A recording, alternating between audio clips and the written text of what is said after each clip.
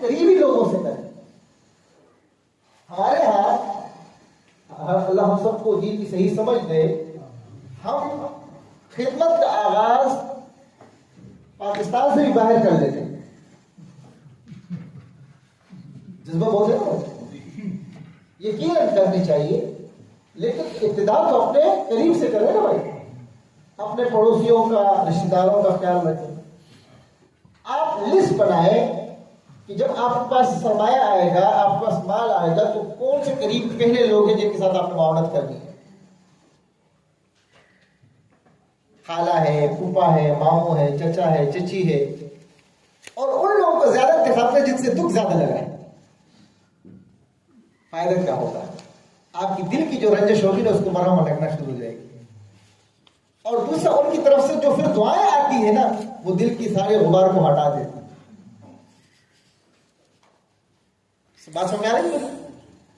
تو لسٹ بنائے اور ان کے مسائل دیکھیں کہ کس خاندان کی کیا مسئلے ہیں قریبی رشتے داروں کے، اور میں کہاں پر مدد کر سکتا ہوں اور کس طرح مدد کر سکتا ہوں، کہاں مدد کر سکتا ہوں. اور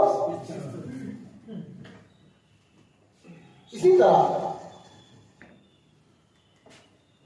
ان کے پاس جانے کی ترتیب بنائے. چونکہ ہمارا تو چھٹی کا دن بھی نیند کی نظر رہتی ہے، رات ہے کسی اور کی نظر اور دن کسی اور کی نظر. تعجب ہے ہمیں وہ لوگ بھی ہمارا کہتے ہیں جو رہتے ایک گھر میں ہے پتہ کچھ اور دیتے ہیں، جو رہتے پتہ کچھ اور.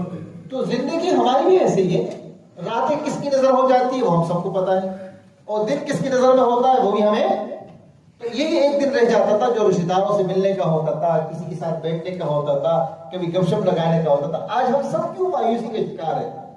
گیدرنگ ہی نہیں ہے، دوستی نہیں ہے، تعلقات ہی اتنے بگاڑ کے شکار ہیں کہ خاموشیوں کے علاوہ کوئی اور چیز ہی نہیں. اپنے چھٹی کا دن بستر پہ ضائع نہ کریں. مقصدیت ہوگی تو چھٹی کا دن بھی قیمتی بن جائے. اپنے قریبی لوگوں کے ساتھ معاملات درست کریں. کوئی اس کا دل دکھا ہے، کسی کی غیبت ہوئی ہے، کسی کا جھگڑا ہوا ہے، کسی کو ناراض کیے ہیں، منا لو.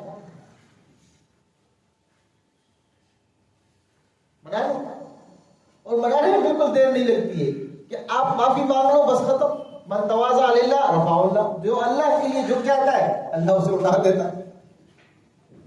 مفتی شفیع رحمۃ اللہ علیہ کے پاس ایک خاتون آئی شوہر سمیت، آپس میں پردہ چل رہا تھا.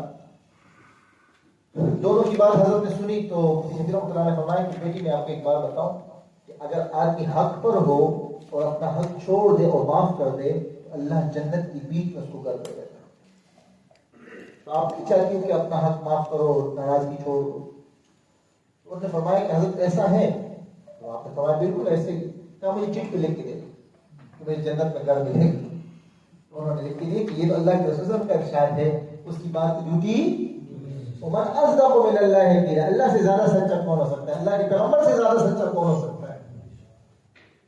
تو لہذا جب بھی چیزیں ہو تو ان کے جو ہے لسٹ بنائے، رشتہ داروں کے ساتھ معاملات ٹھیک کرے، تو اللہ اس کے بدلے میں دنیا کی عزت تو دیں گے، آخرت کی عزت اس سے بھی کر بہت بڑی.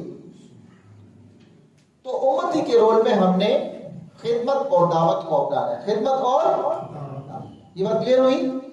آگے بڑھے چلیں. اب آخری ہمارے پاس لسٹ آتی ہے، وہ کس چیز کی؟ کاروبار. اس وقت پوری دنیا معاشی عدم استحکام کا شکار ہے، اس کو کیسے بہتر کیا جائے؟ تو یاد رکھو کہ دنیا کی جتنی بھی تعلیم گاہیں ہیں وہ سارا فوکس کرتی ہے اسباب ظاہری معیشت پر. کس پر ظاہر کرتی ہے؟ رزق کے، معیشت کے ظاہری اسباب کیا کیا ہے؟ کوئی بتائے کیا سورس؟ تجارت، ملازمت، صنعت، کھیتی باڑی، زراعت، خدمات. یہ سب کے سب کیا کراتی ہے؟ ظاہری اسباب معیشت. ٹھیک ہے، ملازمت ہے، مہینہ گزر جاتی ہے، ہمارے اکاؤنٹ میں تنخواہ جاتی ہے، ہمارے ہاتھ میں تنخواہ. ہم کھیتی باڑی کرتے ہیں، فصلیں اگتی ہیں، اس سے ہمیں غلہ، اور غلے کو ہم بیچ دیتے ہیں، پیسے رک جاتے ہیں. آپ کوئی چیز प्रोडक्ट बनाते हो, इदारे कंपनियां, वो प्रोडक्ट बिक जाती है। आप अपने हाथों से कोई हिफत करते हो, कोई चीज बना लेते हो, सिलाई कर लेते हो, टोपी बना लेते हो, कुर्ता बना लेते हो, हिफत कर, आपको उसके पैसे मिलते हैं। आप तिजारत करते हो, कोई चीज लेते हैं बेचते हैं, लेते हैं बेचते हैं, दुनिया भर में यही हो रहा। आप खिदमत सर्विसेज दे रहे हो, ये सारी चीजें असबाब ज़ाहिरी कहलाते हैं। क्या कहलाते हैं? अब ज़ाहिरी असबाब के एतबार से हमें किन बातों पर फोकस करने की जरूरत है? आइए, सबसे पहले आप जिस काम से वाबस्ता हो, ये 6 शोबे जिक्र हुए ना, ये या कोई भी और शोबा इसके अलावा हो, कोई भी शक्ल हो, आप अपने काम को मकसदियत दे। अगर आप काम को मकसदियत नहीं देते हो तो उस काम में आप परफॉर्मेंस लेवल हाई नहीं रख सकते। ये ज़ाहिरी असबाब की बात कर रहा हूं। आप टीचर हो लेकिन आपका दिल नहीं चाह रहा, तो आप अपना बेहतरीन चीज उन्हें नहीं दे सकते। आप तिजारत करते हो लेकिन आपको डॉक्टर बनना था, आप तिजारत में से आए हो, आप उसको परफॉर्मेंस लेवल आपका हाई। आपको जिस काम में मजा ही नहीं आ रहा है तो आप उस काम के साथ इंसाफ नहीं कर सकते। आपका दिल यहां है, झुकाव वहां है, झुकाव वहां है, दिल यहां है, तो नतीजा कुछ भी नहीं होगा। तो काम जिस शोबे को अपनाते हो, जिस काम को अपनाते हो, सबसे पहले आप उस काम को मकसदियत। अगर मकसदियत नहीं होगी तो आप उस काम में कभी तरक्की नहीं कर सकोगे। जिस शोबे को भी अपनाओ, जो ज़ाहिरी असबाब हमने बताया, पहला काम ये कर। दूसरा काम क्या है? हलाल ज़राए आमदन पर शुक्र पैदा करें। हम में से कितने लोग हैं जो 1 जनवरी को हमारे अकाउंट में पैसे आए, हाथ खड़ा करें, तनख्वाह की शक्ल में, मुलाजमत की शक्ल में, बिजनेस की शक्ल में, हाथ खड़ा करें। माशाअल्लाह। कितने लोग हैं कि हलाल आमदन मिलने पर हमने 2 रकात सलात शुक्राना पढ़े? भाई इतनी महंगाई हो गई, क्या पैसे आए, अभी तो पहले से लग जाएंगे, और ये तो मेरा हक बन रहा था लेकिन पेमेंट तो हुआ नहीं, मईशत कहाँ पहुंची है, हालात कहाँ पहुंचे। ये गिले शिकवे, जो मिला है उसमें शुक्र की तौफीक ही। जब शुक्र की तौफीक नहीं होगी तो नतीजा क्या होगा? चीजों की लज्जत निकल जाती है, मिठास निकल जाती है। लेकिन शकरतुम लअज़ीदन्नकुम, शुक्र करते अल्लाह मजीद बढ़ाता, और नाशुक्री करते फइन्न अज़ाब अल्लाह ही। अज़ाब किसे कहते हैं? इदरीस कादेरी रहमतुल्लाह अलैह लिखते हैं कि अज़ाब गुज़ब से मुश्तक है, जिसके माने होते हैं मिठास। जिंदगी से मिठास का निकलना ही तो अज़ाब है। सवारी मिल जाती, नहीं मैं तो दूसरे लेना चाहता, पता नहीं ये क्यों ले ली, नहीं ये मोबाइल नहीं लेना चाहता बस ले लिया, हालात ठीक नहीं है, नहीं ये तो नहीं करना चाहता बस लेकिन ले लिया। तो चीजों की मिठास लज्जत क्या हो जाती है? निकल जाती है। जिंदगी से मिठास का निकलना ही क्या है? अज़ाब। तो हलाल ज़राए आमदन पर शुक्र पैदा करें। नंबर 3, अब ये तो ज़ाहिरी असबाब 2 हो गए। नंबर इसके तहत अब चंद चीजें और हैं। आप जिस फील्ड से वाबस्ता हो, जिस शोबे से वाबस्ता हो, तालीम से वाबस्ता हो, मुलाजमत किसी भी जिन्नत की हो, उसके नॉलेज को बढ़ाए, मालूमात को बढ़ाए। किसको बढ़ाए? मालूमात। जितने आपके पास अपने फन के मालूमात ज्यादा होंगे, इतनी मार्केट वैल्यू आपकी ज्यादा होगी। तिजारत में है, ज़राअत में है, सनात में है, हिरफत में है, मुलाजमत में है, इंडस्ट्री में है, प्रोफेशनल लाइफ में, मार्केट में है। जितनी आपके पास नॉलेज ज्यादा होगी, मालूमात ज्यादा होगी, अपने फन के एतबार से आपकी मईशत क्या होगी? बेहतर होगी। कोई भी शख्स अपने फन से दिन ब दिन ग्रोथ नहीं करता है, वो पीछे रहता है। नंबर 2, अपने इस्तेदाद और स्किल्स को बढ़ाएगा, सलाहियतों को बढ़ाएगा। सॉफ्ट स्किल होंगे, टेक्निकल स्किल्स है, रिसोर्स मैनेजमेंट है, पर्सनल मैनेजमेंट है, इसको बढ़ाएगा। हम एक जगह रुकना है नहीं, तालिब इल्मी का सफर जारी रहे। तालिब इल्माना सफर क्या रखे? हमें मुलाजमत मिल जाती, हम कहते बस क्या है ना, अच्छी नौकरी है, तनख्वाह मिल रही, क्या टेंशन है यार, मजीद क्या पढ़े, मजीद क्या सीखे, छोड़ो। मजीद मिल गई, तदरीस मिल गई, तो मजीद क्या इंप्रूवमेंट लाओ। तिजारत है हम चल रही, तो मजीद क्या सीखूं। तो हमारी सोच बहुत महदूद है। वो किताब में पढ़ रहा था कि छोटी सोच और पांव की मोच इंसान को आगे बढ़ने नहीं देती। छोटी सोच اور پاؤں کی بوجھ انسان کو آگے ہمارے پاس سوچ ہی نہیں ہے کہ میں مزید سیکھوں گا تو کیا فائدہ ہوگا، کیونکہ ہم نے یہ سوچا ہے کہ بس سیکھنے کا مقصد پیسہ ہے، پیسے مل رہا ہے تو سیکھنے کی ضرورت ہے۔ نمبر 3، آپ اپنے ملازمت سے ذریعہ آمدن سے کیا ویلیو کریٹ کر رہے ہیں، امت کو کیا دے رہے ہیں، آپ کے کام سے فائدہ کیا ہو رہا ہے، امت کو، ملک کی معیشت کو کیا فائدہ ہو رہا ہے، صحتوں کو کیا فائدہ ہو رہا ہے، عوام کو کیا فائدہ ہو رہا ہے۔ اپنے پروڈکٹ، اپنی صلاحیتوں کو ویلیو کریٹ کریں۔ نمبر 4، پریکٹس، جس کام سے آپ وابستہ ہو اس میں مزید پریکٹس کریں۔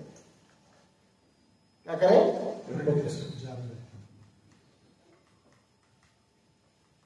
اسی طرح اسمارٹ ورک کرنا سیکھیں، یہاں نہیں ہے کیا کرنا سیکھیں، اسمارٹ ورک کسے کہتے ہیں کہ آپ سیکھ کر کام کریں۔ ہارڈ ورک کا مطلب ہے کہ محنت زیادہ کرنا۔ ایک آدمی نے گائے خریدی، کیا خریدی، اور اس کے ڈنڈا مارنے لگے کہ بھائی اس کو سوزوکی میں چڑھایا، آپ کو دیکھا کہ قربانی کے دنوں میں وہ نہیں جاتی ہے، تو اس کے مالک نے کہا کہ اس کے سامنے گھاس رکھو اور چلتے جاؤ یا آپ کے پیچھے چلے۔ تو اس نے کیا کیا، ایک نے اسمارٹ ورک کیا اور دوسرے نے اسمارٹ ورک اور ہارڈ ورک میں فرق کیا ہوگا، ہمیں کیسے پتہ چلے کہ یہ اسمارٹ ورک ہے یا ہارڈ ورک ہے؟ اگر کوئی شخص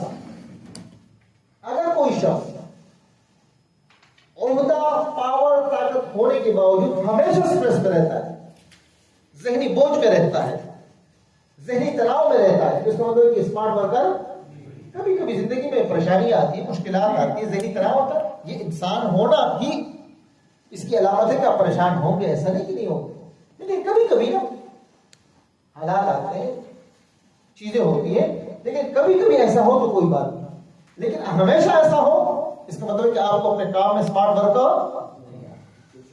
نمبر 2، دوسری علامت کیا ہے، آپ کے کام میں مس مینجمنٹ ہے، کیا ہے، کبھی ہوا کبھی نہیں ہوا، کبھی رہ گیا کبھی ہوا کبھی بھول گئے، تو مس مینجمنٹ اگر ہے تو اس کا مطلب ہے کہ آپ کو ہارڈ ورکر ہو سکتے ہیں لیکن اسمارٹ ورکر۔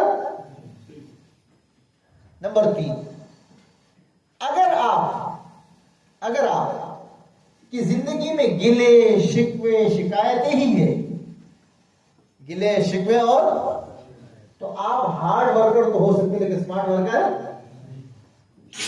اگر محنت زیادہ اور نتیجہ کم ہے، محنت اور نتیجہ کم ہے تو اس کا مطلب ہے کہ آپ ہارڈ ورکر ہو سکتے ہیں لیکن اسمارٹ ورکر۔ تو یہ چند علامات ہیں، ہم اپنی زندگیوں میں جائزہ لیں کہ نتائج کیا ہے اور محنت کیا ہے، یہ دیکھیں کہ زندگی میں تناؤ کم ہے یا زیادہ ہے، یہ دیکھیں کہ آپ کی مس مینجمنٹ ہے یا نہیں ہے، تو بہت آسانی سے آپ معلوم کر لیں گے۔ آخری چیز ریفارم، جدت، زمانے کی جدت کے ساتھ، شرعی تقاضوں کے ساتھ جدت اختیار کریں۔ میں دوبارہ دہرا رہا ہوں، جدت اختیار کر لیں گے تقاضوں کے ساتھ ساتھ، شرعی حدود میں رہتے ہوئے زمانے کی تبدیلی کو سمجھے، حالات کی تبدیلی کو سمجھے۔ امام محمد رحمۃ اللہ علیہ قول ہے، علامہ شامی رحمۃ اللہ علیہ ذکر کی کہ من لم یعلم باہل زمانہ فہو جاہل، کہ جو شخص اپنی زمانے کے حالات سے واقف نہ ہو وہ کیا ہوتا ہے، نادان ہوتا ہے۔ ضروری اس بات کی ہے کہ زمانے کی جدت کو، دین کی تقاضوں کو، کاروبار کے تقاضوں کو سمجھے اور کام کرے۔ یہ تھے ظاہری اسباب معیشت، کیا تھے؟ دوسری چیز ہے غیبی اسباب رزق، غیبی اسباب معیشت، کہ ظاہری اسباب تو ہم سب لوگ کرتے ہیں، یونیورسٹیوں میں سیکھتے ہیں، ایک دوسرے کاروباریوں سے سیکھتے ہیں، مجلسوں سے سیکھ لیتے ہیں، پڑھ کر سیکھ لیتے ہیں، جس پر توجہ نہیں ہوتی ہے وہ غیبی اسباب۔ کیا ہے؟ غیبی اسباب کی ایک وسیع چیپٹر ہے، اور الحمدللہ کراچی میں یہ محنت بھی شروع ہو چکی ہے کہ ظاہری اسباب کیا ہے، اسباب فقر کیا ہوتے ہیں، اسباب غنا کیا ہوتے ہیں، اس پر پوری تفصیل سے بحث ہوتی ہے۔ میں اختصار سے صرف بتاتا ہوں۔ پہلی چیز یہ ہے کہ اخراجات کو کنٹرول، کیا ہے؟ میرے پاس ایک صاحب آئے، آج کی کلاس میں نہیں آئے ورنہ تو وہ اکثر آتے ہیں، آئے اور کہنے لگے کہ میں ٹریول ایجنسی ہے میری، اور میں ہر مہینے 80,000 روپے مقروض ہوتا جا رہا ہوں، کاروباری حالات ناسازگار ہیں، کسی نے آپ کو بتایا تو میں آپ کے پاس آیا ہوں۔ تو میں نے ان سے پوچھا کہ آپ اپنی لسٹ بنائیں کہ آپ کے اخراجات کہاں لگتے ہیں، پورے لسٹ بنائیں. تو میں نے دیکھا کہ اس اخراجات میں ٹرانسپورٹیشن کا جو خرچہ تھا وہ تقریباً 60,000 کے لگ بھگ تھا. تو میں نے ان سے پوچھا کہ آپ کے اتنے پیسے کیوں لگتے ہیں؟ تو انہوں نے بتایا کہ میں گلشن معمار سے آتا ہوں یہ محمود آباد تک، تو آنے جانے میں میرے 1500 روپے کا پیٹرول لگ جاتا ہے. کتنے کا؟ اور گاڑی پرانی ہے تو مینٹیننس کا خرچہ بھی ہو جاتا ہے، بچوں کو اسکول چھوڑتا ہوں تو الگ خرچہ ہوتا ہے. 12,000 روپے ان کو دیتا ہوں گاڑی والے کو. تو میں نے ان سے پوچھا کہ کیا آپ گلشن معمار سے یہاں تک کوئی پبلک ٹرانسپورٹ چل سکتی ہے نہیں چل سکتی؟ کہ چلتی ہے. ایئر بس ہے ایئر لفٹ کے نام سے کیا ہے ایئر لفٹ. کہتے ہیں کہ وہ آتی ہے اور 100 روپے لیتی. تو میں نے کہا اگر 100 روپے وہ لیتی ہے آنے میں اور 100 روپے لے جانے میں ہوگی تو کتنے لگ جائیں گے؟ 200.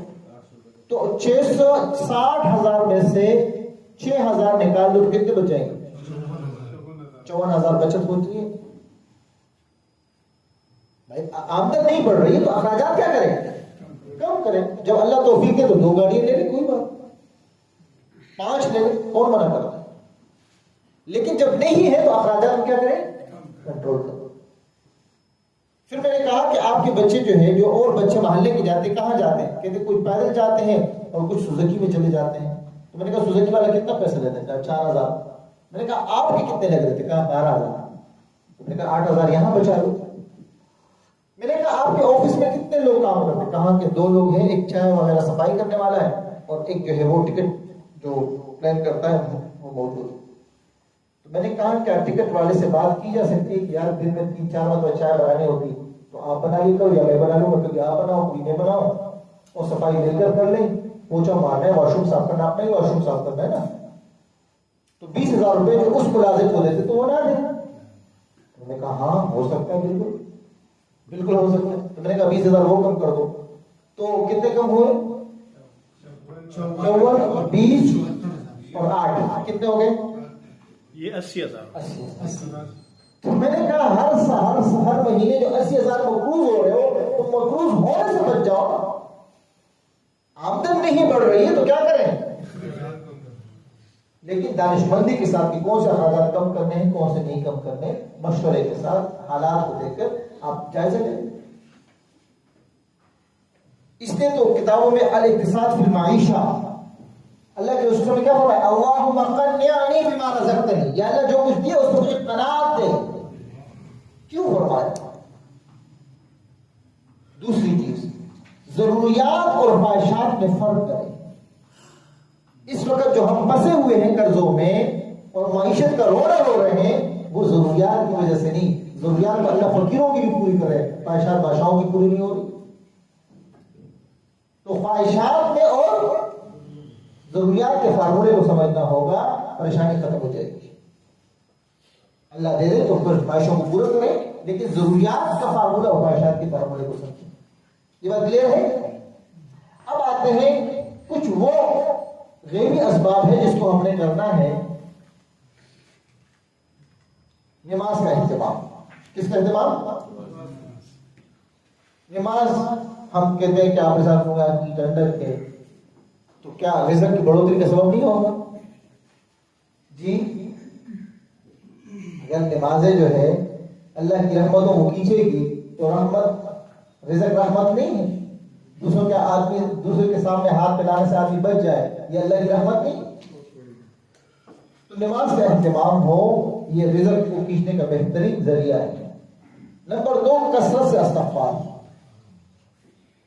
حضرت نوح علیہ السلام کے واقعے میں حضرت نوح علیہ السلام نے کون سے کیا فرمایا؟ فَقُلْتُ اسْتَغْفِرُوا رَبَّكُمْ إِنَّهُ كَانَ غَفَّارًا. نتیجہ کیا فرمایا؟ يُرْسِلِ السَّمَاءَ عَلَيْكُمْ وَيُمْدِدْكُمْ بِأَمْوَالٍ وَبَنِينَ وَيَجْعَلْ لَكُمْ جَنَّاتٍ وَيَجْعَلْ لَكُمْ. استغفار کی کثرت ہوگی تو اللہ کی رحمت متوجہ ہوگی. اولاد کی بھی کثرت، مال کی بھی کثرت، باغات کی بھی کثرت. آج ہمیں ہر چیز کی غلے کی قلت ہے، مادیات کی قلت ہے، یہ سارے تو اللہ کے ہاتھ میں ہے. پانی کی قلت ہے. ابھی ہم صبح آ رہے تھے تو میرے ساتھی کہہ رہا تھا کہ گاؤں میں پانی نہیں ہے اور لوگ پیسوں پہ بھی نہیں لا رہے. جب ہو گئے تو کہاں سے لائیں؟ اللہ فرماتے ہیں یمددکم باموال و بنین ویرسل السماء علیکم مدرار. مدرار کہتے ہیں مسلسل بارش، بڑی ہوئی بارش ہو، پانی سے بھری ہوئی. یہاں تو پانی کی بارشیں ہوگی تو سیلاب آ جاتے ہیں. ہمارے اعمال ایسے ہیں کہ پہلے بارش نہیں ہوتی ہے اس سے ہم مرتے ہیں، اور کبھی کیا ہوتا ہے کثرت بارش سے مر جاتے. کثرت سے استغفار، زیادہ چلتے پھرتے اٹھتے بیٹھتے، اللہ سے معافی مانگنا، اپنے گناہوں کا جائزہ لینا. ٹھیک ہے، اللہ پر توکل. قرآن مجید میں اللہ فرماتے ہیں وَمَن يَتَوَكَّلْ عَلَى اللَّهِ فَهُوَ حَسْبُهُ. ہم ڈرے ہوئے لوگ ہیں نا، فیصلہ نہیں کر پاتے ہیں، کود نہیں سکتے. یہ اللہ پر بھروسہ بھی تو کرنا چاہیے. اذا عزمت فتوکل علی اللہ. اسباب ظاہری اختیار کرو معیشت کے، اور پھر اللہ پر کیا کرو؟ بھروسہ کرو، نتیجہ اللہ پہ چھوڑ دو. شکر گزاری، اس پر بات ہوئی کہ نہیں شکرتم لازید، اللہ بڑھا دے.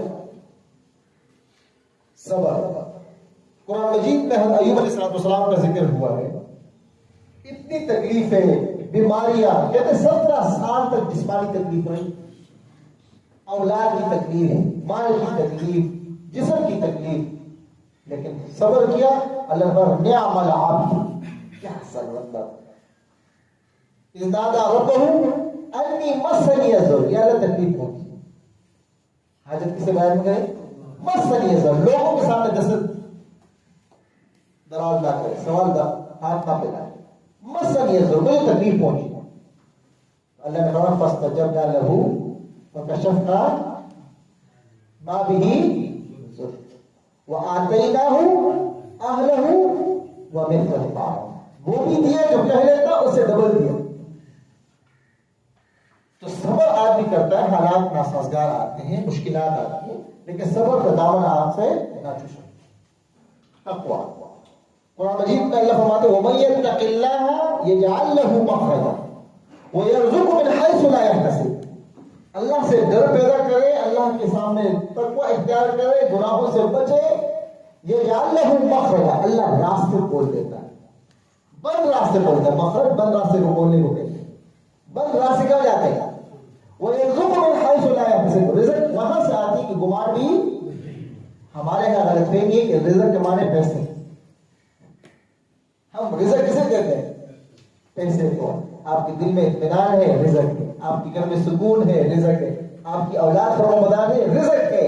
آپ صحت مند ہے، رزق ہے. آپ کے ہاتھ سے خیر پھیل رہا ہے، رزق ہے. عزت ہے، یہ رزق ہے. رزق صرف تصور مال کا نہیں ہے. غیبی اسباب میں سے اللہ پر توکل. اور اس کے ساتھ قرآن مجید میں وَلَوْ أَنَّ أَهْلَ الْقُرَىٰ آمَنُوا وَاتَّقَوْا، اگر بستی کے لوگ، شہر کے لوگ ایمان اور تقوی اختیار کرے لَفَتَحْنَا عَلَيْهِمْ بَرَكَاتٍ مِنَ السَّمَاءِ. آج اگر ملک کی حالت بہتر کرنی ہو تو ایک فارمولے پر عمل کرو کہ بستیوں کی خوشحالی کا ایک ہی فارمولہ ہے کہ اللہ سے تقوی، اللہ کی ڈر اختیار کی جائے. معاملات کے اندر، کاروبار کے اندر، معیشت کے اندر، دیکھو کہاں تک پہنچ پائے. توکل، وَمَن يَتَوَكَّلْ عَلَى اللَّهِ بات ہوئی. والدین کی دعا. حدیث میں آتا ہے کہ جو آدمی چاہتا ہے کہ اس کا رزق بڑھے، اس کی عمر بڑھے، فَلْيَصِلْ رَحِمَهُ، وہ والدین کے ساتھ، رشتہ داروں کے ساتھ صلہ رحمی کرے. حضرت منظور نعمانی صاحب رحمۃ اللہ علیہ نے اس کی وجہ ذکر کی کہ اس سے کیوں رزق بڑھتا. وہ کہتے ہیں کہ جب آدمی گھر والوں کے ساتھ، رشتہ داروں کے ساتھ خدمت کرتا تو مال خرچ کرنا پڑتا ہے. کیا کرنا پڑتا ہے؟ اور مال خرچ ہوتا ہے تو مال کے بدلے میں اللہ رزق بڑھا دیتے ہیں.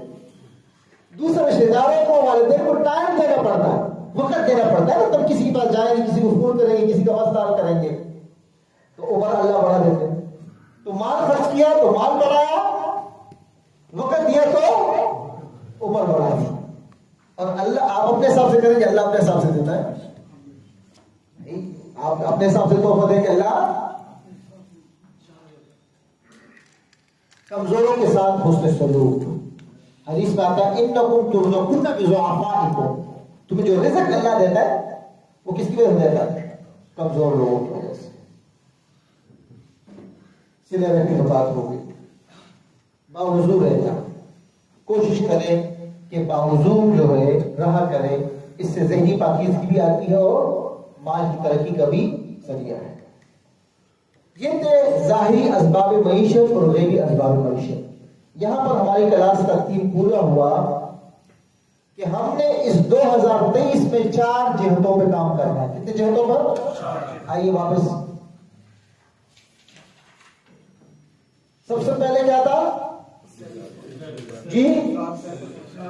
ذات میں کتنے جہت؟